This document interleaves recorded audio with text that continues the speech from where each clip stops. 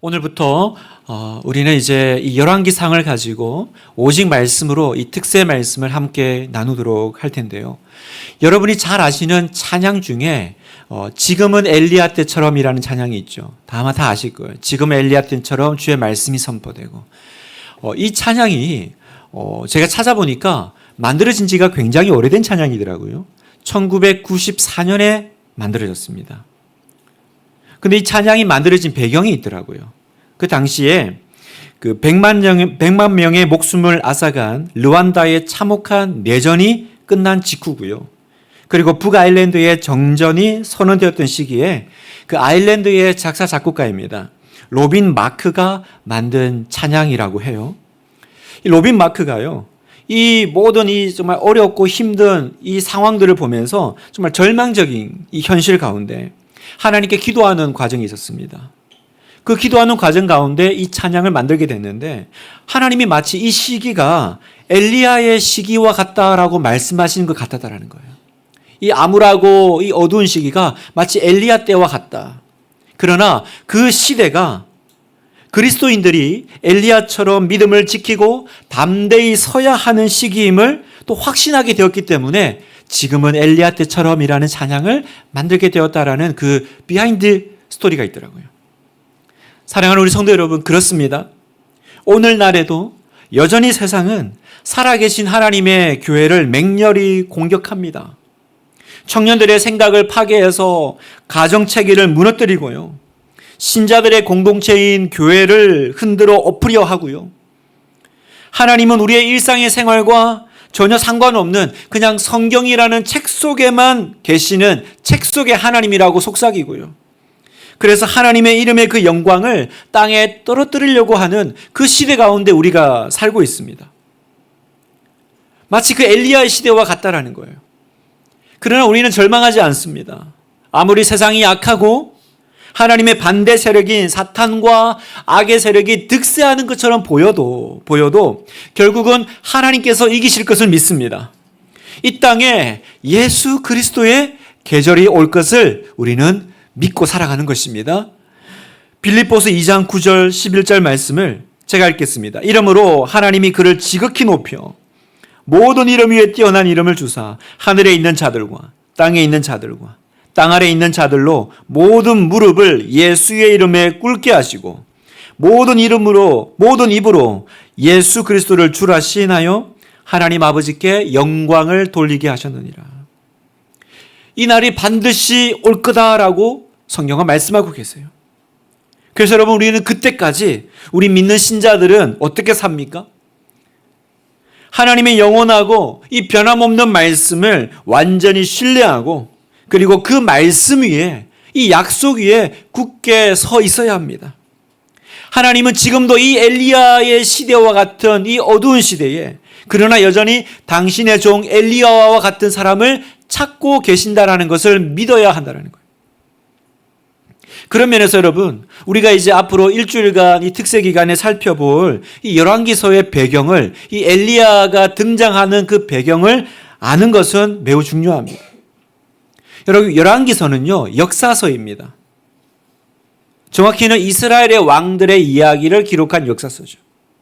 그래서 열왕기상을 이렇게 쭉 보면요, 이 상하로 나눠져 있는데, 상하라는 건 원래 한 권이라는 뜻입니다. 한 권이기 때문에 두 개 나눠서 상하라는 거예요. 자, 열왕기상에는 그 다윗의 마지막 시간이 나옵니다. 이제 다윗이 나이가 들어서 생을 마무리를 하고요, 그 뒤를 이어서 누가 왕이 됩니까?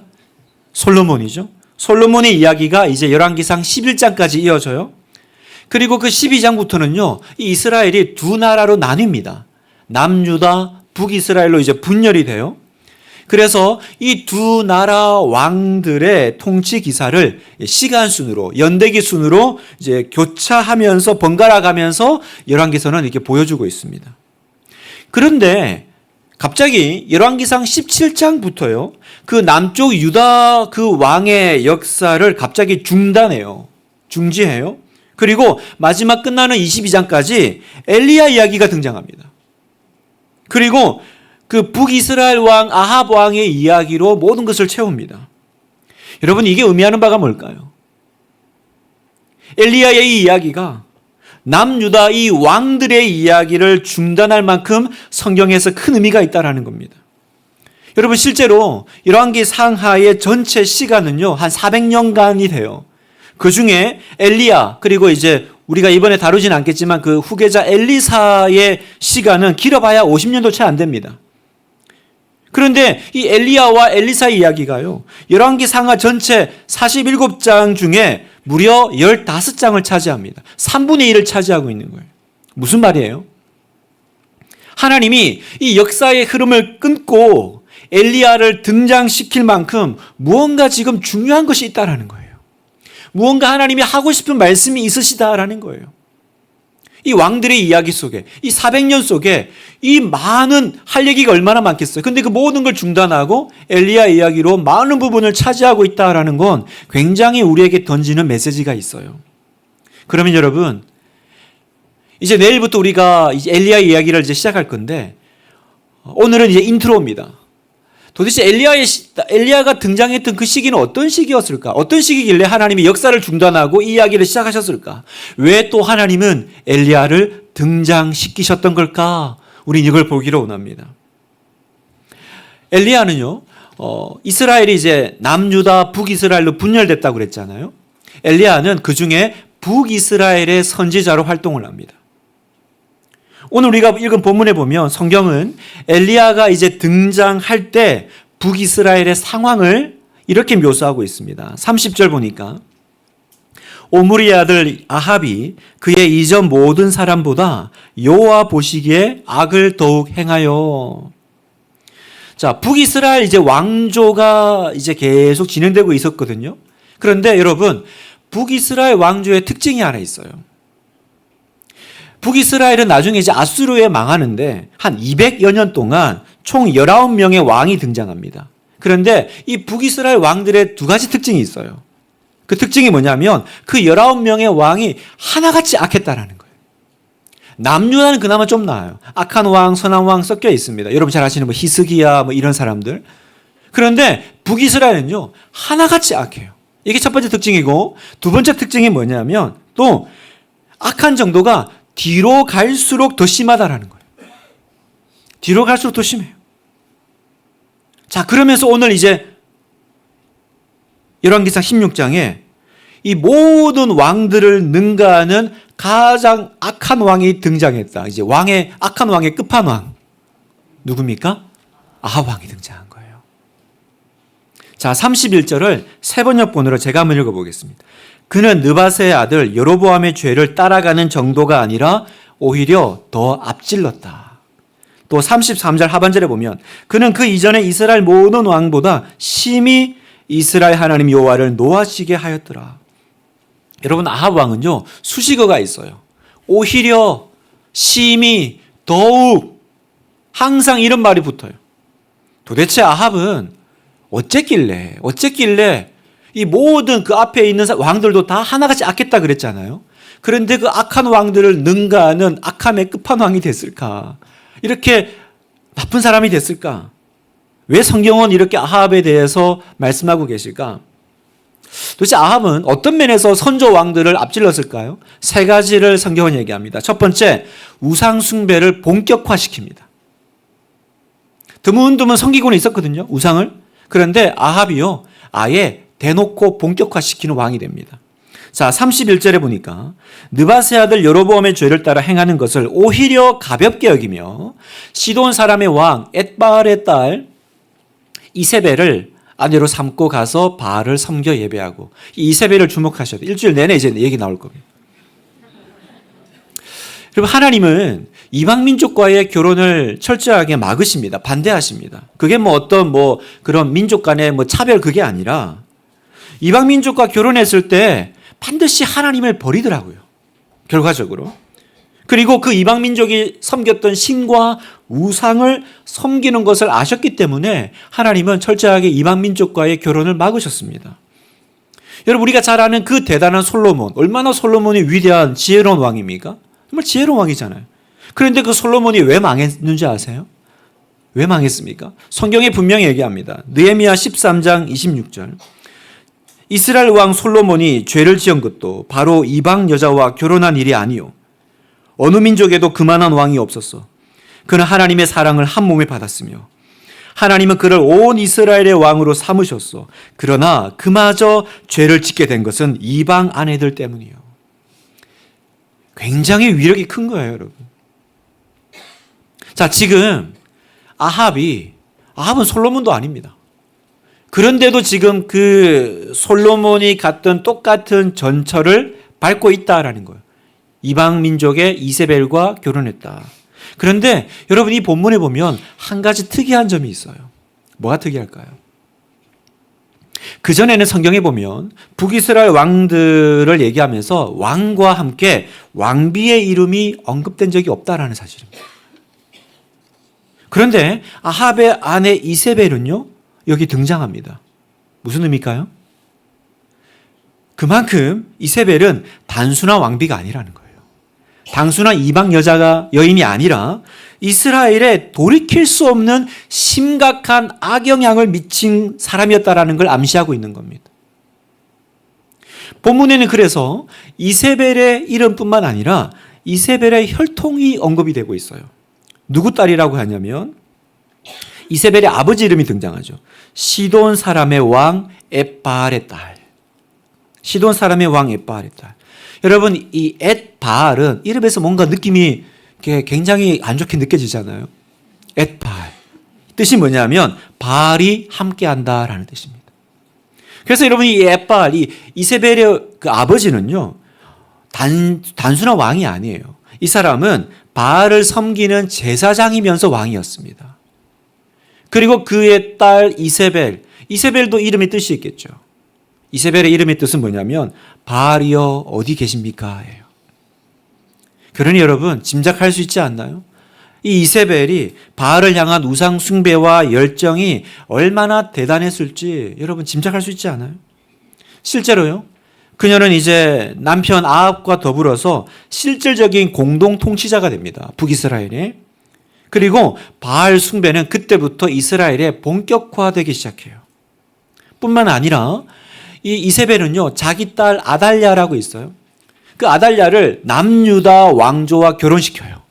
그래서 이 바알 숭배가 남유다까지도 흘러들어가게 하는 그런 일을 해요. 그래서 자칫 잘못했으면요, 예수님이 태어나실 그 다윗 왕조도 망할 뻔했어요. 이 이세벨 때문에. 자, 이게 첫 번째 악행이고요. 두 번째는 뭐냐면 종교 혼합주의를 만들어요.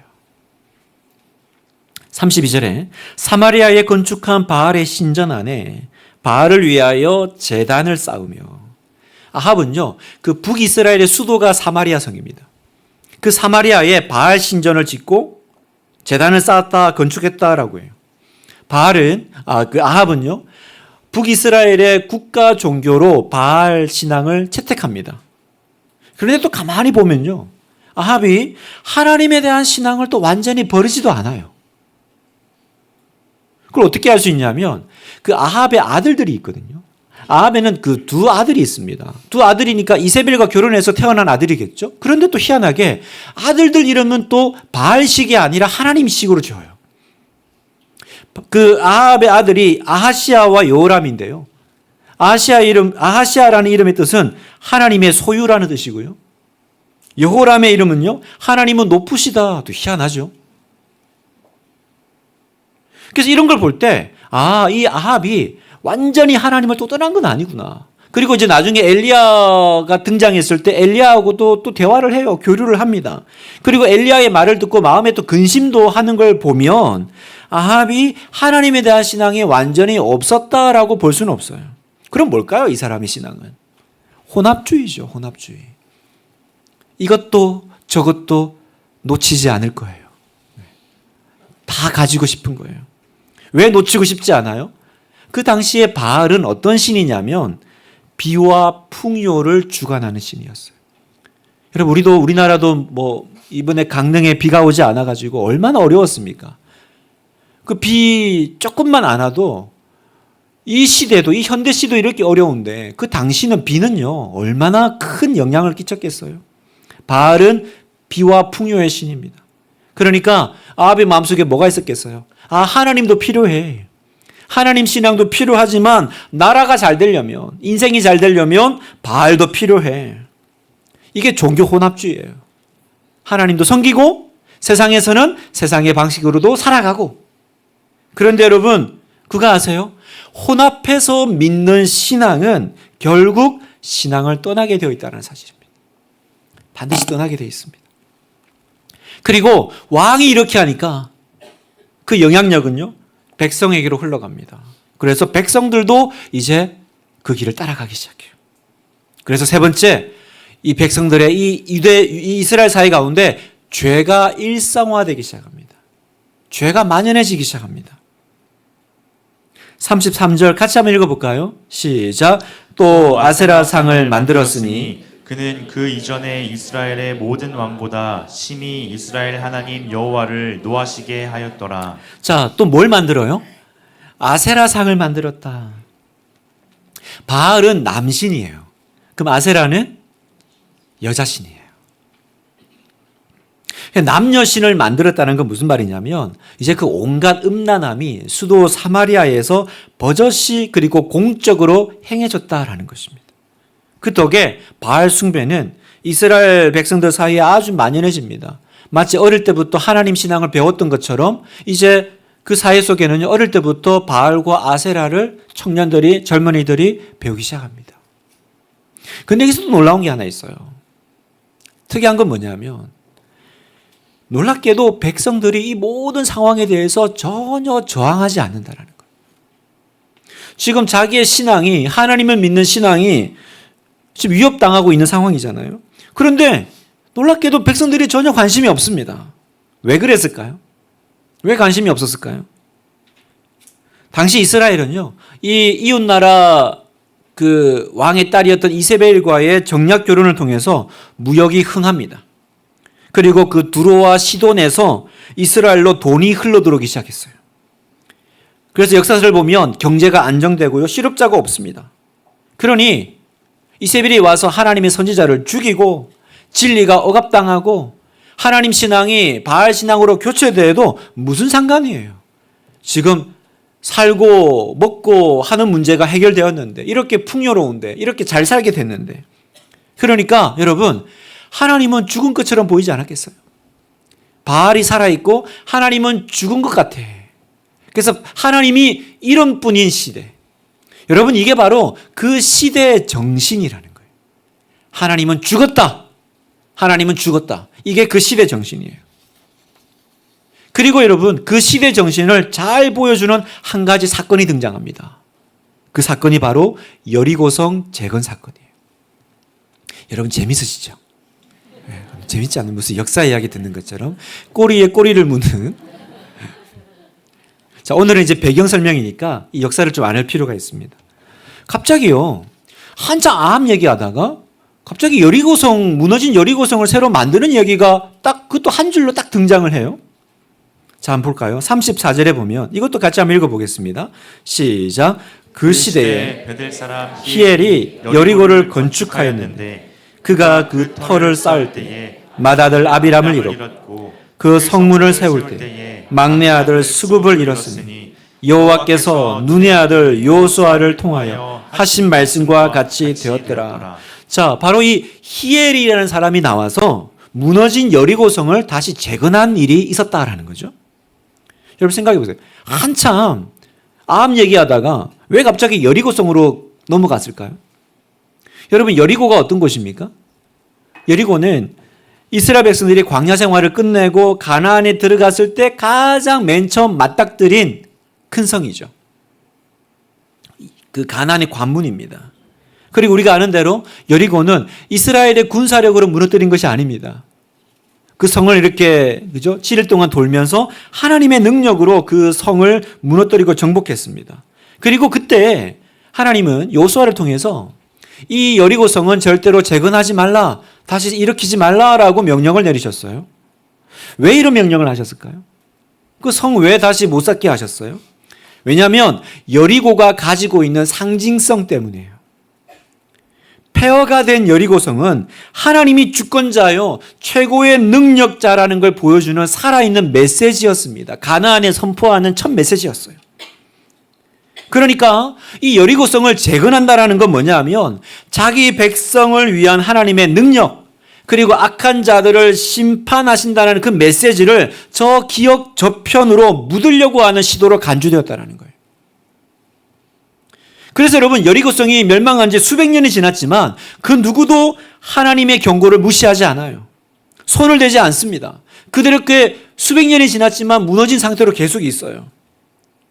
왜냐하면 모두 다 이 폐허가 된 여리고성이 무엇을 상징하는지 알았습니다. 하나님의 그 준엄한 말씀을 기억했던 거예요. 그런데 놀랍게도 온 성경에 보면 뭐라고요? 그 시대가 어떤 시대입니까? 아합 시대에. 그 시대에 감히 여리고성에 손을 대는 사람이 등장했으니 이름하여 히엘이라. 히엘이라는 사람이 하나님의 명령을 무시하고 여리고성을 재건하기 시작한 겁니다. 그러면 여러분, 이 히엘은 왜 여리고성을 갑자기 재건했을까? 여러분 보세요. 과거에 여리고가 가나안에 입성하는 관문이었으면 이 여리고는요, 지정학적으로 굉장히 중요한 요충지였었다는 거예요. 그러면 그때도 중요한 위치에 있었으면 아합 시대도 마찬가지겠죠. 그리고 또 그 여리고가 굉장히 큰 성이었거든요. 큰 성이라는 건 뭡니까? 그 성이 그 성읍 주민들을 먹여 살릴 만큼 땅도 비옥했다라는 걸 의미합니다. 그러니까 실제로 지리적으로도 보면 그 여리고는 굉장히 좋은 평야예요. 이렇게 가치가 높은 땅을 버려둔다? 이건 너무 비경제적이죠. 비효율적입니다. 따라서 히엘이 여리고성을 재건하는 건 너무나도 합리적이고 합당한 처사처럼 보여요. 단 한 가지 문제만 해결하면 되죠. 어떤 문제죠? 하나님의 말씀만 무시하면 됩니다. 그러면 히엘은 하나님이 말씀하셨던 이 경고의 말씀을 몰랐을까요? 아니요. 여러분, 여리고성 얘기를 모르는 사람이 어디 있습니까? 오늘날 한민족인 우리도 아는데. 우리도 아는데 그 당시 여리고성 이야기를 모르는 사람, 여러분 우리나라 사람 중에 이수신 장군의 한산대첩, 하객진 모르는 사람 누가 있습니까? 다 압니다. 이스라엘 사람이라면 누구나 아는 게 여리고성 이야기예요. 히엘이 하나님이 여리고성에 무슨 얘기했는지 모를 리가 없어요. 그런데 어떻게 히엘이 감히 그 수백 년의 전통을 뒤집고 하나님의 경고를 무시하는 이렇게 과감한 결정을 내릴 수 있었을까요? 이게 바로 그 시대 정신이라는 거예요, 여러분. 그 시대에. 아합 왕 시대는 여리고성 정복이 500년이나 지난 때였습니다. 그리고 바알과 아세라 신앙이 여호와 신앙을 대체하고 있었어요. 이럴 때 여러분, 수백 년 전에 하나님이 말씀하셨던 뭔가 좀 비이성적이고 비경제적이고 이 시대착오적인 이 경고가 얼마나 심각하게 받아들여졌을까. 아마 히엘은 그렇게 생각했는지 몰라요. 과거의 사람들이 너무 이렇게 미신적인 이야기에 겁먹어가지고 여리고에 손 못댔지만 난 될 수 있어. 이제 시대가 바뀌었잖아. 그런 두려움에 사로잡히는 건 너무 비이성적이고 어린아이 같은 행동 아니겠어? 좀 더 합리적이고 경제적으로 한번 생각해보자. 그래서 아마 히엘은 과감하게 여리고성 재건에 나섰을 것입니다. 따라서 여러분, 이 여리고성 재건 이야기는 그냥 아합 얘기하다가 갑자기 여리고성 쌓는 그 얘기가 아니에요. 이건 연결되어 있는 거예요. 뭘로 연결되어 있습니까? 그 당시 하나님을 얼마나 무시하고 살았는지, 하나님의 말씀을 얼마나 가볍게 여기는 사회 분위기였는지를 보여주는 거예요. 아합만 하나님을 무시한 게 아니고요. 백성들도 마찬가지죠. 히엘은 백성들의 대표예요. 그러니까 히엘의 여리고성 재건 사건은 뭐냐면 하나님을 무시하는 그 당시의 문화, 그 당시의 시대 정신을 그대로 보여주는 대표 사건이라는 겁니다. 여러분, 우리가 이 오늘 본문의 말씀을 읽으면서 이 열왕기서 저자의 이 깊은 탄식이 느껴지지 않으세요? 가슴을 찢는 이 통증이 느껴지지 않으세요? 이 시대를 바라보는 이 하나님의 그 마음이 얼마나 아프셨을까? 얼마나 하나님의 가슴이 무너져 내렸을까? 도대체 이 악한 시대에 무슨 소망이 있죠? 무슨 선한 것이 날 수 있을까요? 여러분, 이 악한 아합 시대가, 이 시대 정신이 난무하는 이 모든 상황들이요, 오늘을 살아간 우리에게 던지는 두 가지 중요한 메시지가 있습니다. 오늘은 이 두 가지를 붙잡고 우리가 기도하기를 원하는데요. 첫 번째요, 이 모든 아합 시대가 우리에게 던지는 메시지 첫 번째는 뭐냐면 업적이 아니라 신앙이다라는 것입니다. 업적이 아니라 신앙이다. 여러분, 성경 곳곳을 보면요, 아합 왕에 대한 이 기록을 보면 사실 아합은 우리는 되게 부정적이고 이렇게 참 모질이로 보지만 세상 평가 기준으로 보면 굉장히 유능한 통치자였습니다. 열왕기상 22장 39절에 보면 아합의 모든 행적과 그가 행한 모든 일과 그가 건축한 상하궁과 그가 건축한 모든 성읍은 이스라엘 왕 역대 지략에 기록되지 아니하였느냐. 여러분 보세요. 아합은 재임 시절에요, 왕궁을 상하로 지을 만큼 경쟁력이 풍부했다는 걸 지금 얘기하고 있는 거예요. 누가 왕궁을 상하로 지어요? 그래서 실제로 역사학자들이 그 고고학 발견을 해보면요, 아합 왕이 세웠던 사마리아 도시들, 성읍들의 그 규모가 대단했다라고 해요. 상당한 영화를 누렸던 시대가 아합 시대였던 거예요. 그리고 아합은요, 경제력만 있었던 것이 아니라 전쟁 영웅이었다라고 합니다. 그 당시에 적대국이었던 그 아람과의 전쟁에서 2번이나 승리한 영웅입니다. 열왕기상 20장 21절에 보면 이스라엘 왕이 나가서, 이제 아합이죠, 말과 병거를 치고 또 아람 사람을 쳐서 크게 이겼더라. 여러분, 고대에서 전쟁의 승패는 너무 중요하죠. 왜요? 전쟁에 진다라는 건 백성들이 노예가 된다라는 뜻입니다. 그러니까 왕이 전쟁의 영웅이다? 이건 백성들에게 절대적인 지지를 받을 수밖에 없는 거예요. 그리고 또 하나, 외교적인 능력도 아합은 탁월했습니다. 그 증거가 뭐냐면 바로 시돈 왕 그 엣베발의 딸 이세벨과의 그 정략 결혼인 거예요. 아합은요, 이 정략 결혼을 통해서 시돈 나라가 가지고 있는 군사력, 경제력을 이용해서 이스라엘의 국방력과 경제를요 더 견고하게 만듭니다. 북극 강병을 일으켜요. 그 덕에 나라는 부유해졌고요, 백성들의 경제적인 문제, 먹고 사는 문제 해결해 줬고요, 국제적인 위상이 올라갔습니다. 정리하면 뭐냐면 세상적인 측면으로 보면요, 아합은 북극 강병을 이룬 탁월한 통치자였다라는 거예요. 무시하면 안 돼요, 여러분. 그런데 중요한 건 뭐냐면 하나님의 평가가 뭐냐라는 것입니다. 그의 탁월한 성공에도 불구하고 아합에 대한 하나님의 평가는 뭐예요? 악한 왕이다. 악한 왕. 30절, 오므리의 아들 아합이 그의 모든 사람보다 여호와 보시기에 악을 대고 행하여. 여호와 보시기에. 성도 여러분, 인생에 대한 하나님의 평가를 기대하십시오. 그리고 기억하셔야 돼요. 여러분, 여호와 보시기에, 하나님이 보실 때 아합의 평가 기준은요, 그가 이룬 업적과 성과물과 상관이 없는 거였어요. 그게 아니었던 거예요. 오직 하나님은 하나님에 대한 신앙과 말씀 여부로 평가하셨어요. 여러분, 세상은요, 이 땅에서 무엇을 이루었고 어떤 업적을 남겼고 얼마나 가졌는지를 평가하지만 하나님은 그것이 하나님의 예배, 말씀, 신앙 고백과 상관이 없다면 내가 이룬 그 모든 것들은요, 하나님 앞에서는 nothing이라는 거예요. nothing. 아무것도 아니라는 거예요. 얼마나 대단했는지. 아합 왕은 무시할 존재가 아니었습니다. 그러나 그것이 하나님의 말씀과 하나님 신앙과 그 하나님을 향한 신앙 고백과 연결되지 않으면 nothing. 그런데 우리는 이게 뭔가 계속 something인 줄 알고 붙잡고 산다는 거예요. 여러분, 우리가 여기에 얼마나 많이 속는지 몰라요. 그리고 그런 것에 얼마나 많이 흔들리는지 몰라요. 여러분, 그렇지 않아요.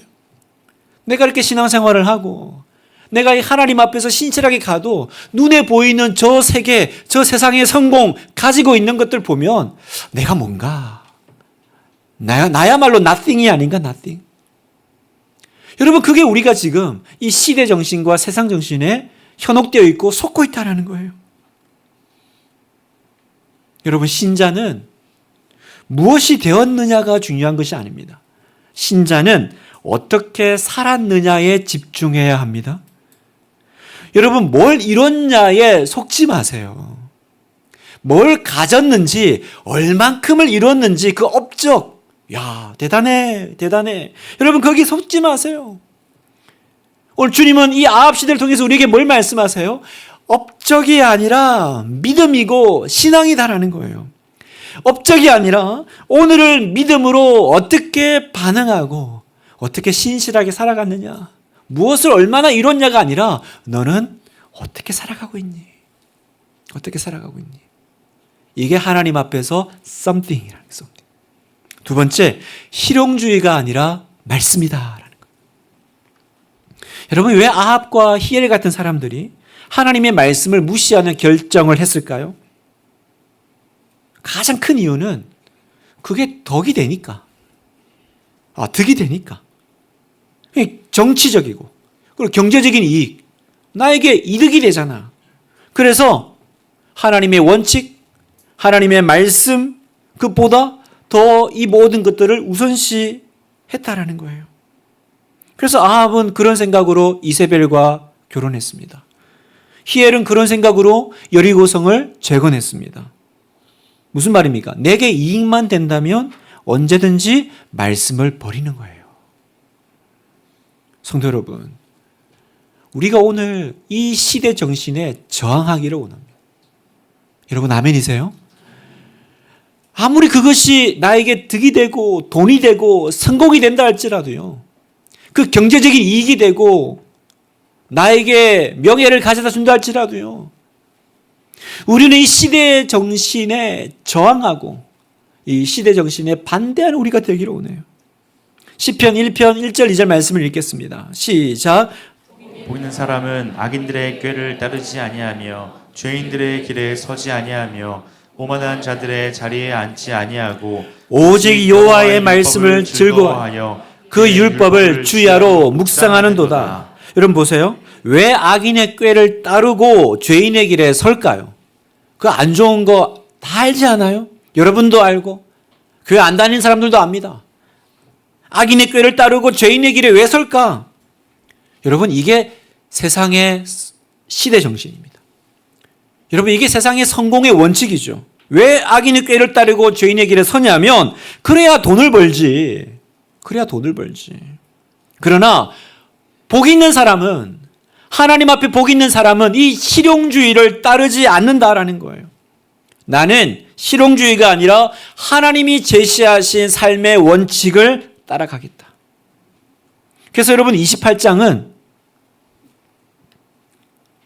오늘 16장은 이렇게 끝납니다. 34절에 보면 여호와께서 눈의 아들 요수아를 통하여 하신 말씀과 같이 되었더라. 이렇게 끝나요.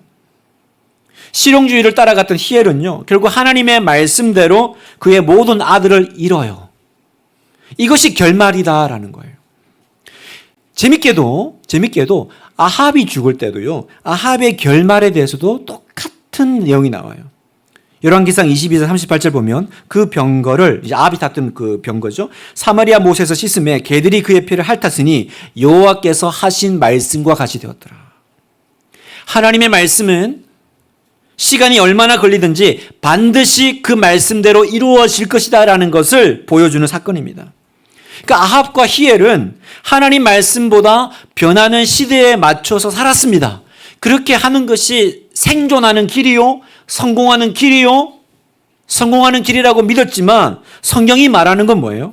여호와의 말씀대로 되었더라. 여호와의 말씀대로 되었더라. 잠깐 성공하는 것처럼 보이고 잠깐 이렇게 이익이 되는 것처럼 보이지만 결국은 하나님 말씀대로 되는 거. 오늘 말씀을 마무리하면서요, 오스왈드 샌더스 목사님이란 분이 이렇게 얘기했습니다. 엘리야는 이스라엘 역사에 매우 중요한 순간에 등장했다. 그는 칠흑 같은 밤하늘을 가로지르는 혜성처럼 영적으로 어두웠던 이스라엘 사회에 환한 빛을 드리웠다. 이렇게 얘기했습니다. 여러분, 이 어두운 시대에 이제 한 사람이 등장합니다. 디셉이라는 이름도 없는 촌락에서 온 깡마른 체구의 한 사람. 그러나 그는 하나님이 찾으시고 이 암울한 시대를 다시 하나님께로 돌려놓을, 홀로 무너진 데를 막아서는 위대한 하나님의 사람이 나타난 것입니다. 사랑하는 성도 여러분, 저와 여러분을 하나님은 이 시대의 엘리야로 부르십니다. 업적이 아니라 신앙이 더 중요한 사람, 실용주의가 아니라 말씀을 생명같이 붙잡는 사람, 하나님은 이 시대 정신에 도전하는 그 한 사람을 찾으시는 줄 믿습니다. 저와 여러분이 용기 내요 그 앞에 홀로 서 있는 이 시대에 역행하는 그 한 사람 되시기를 주님의 이름으로 축복합니다.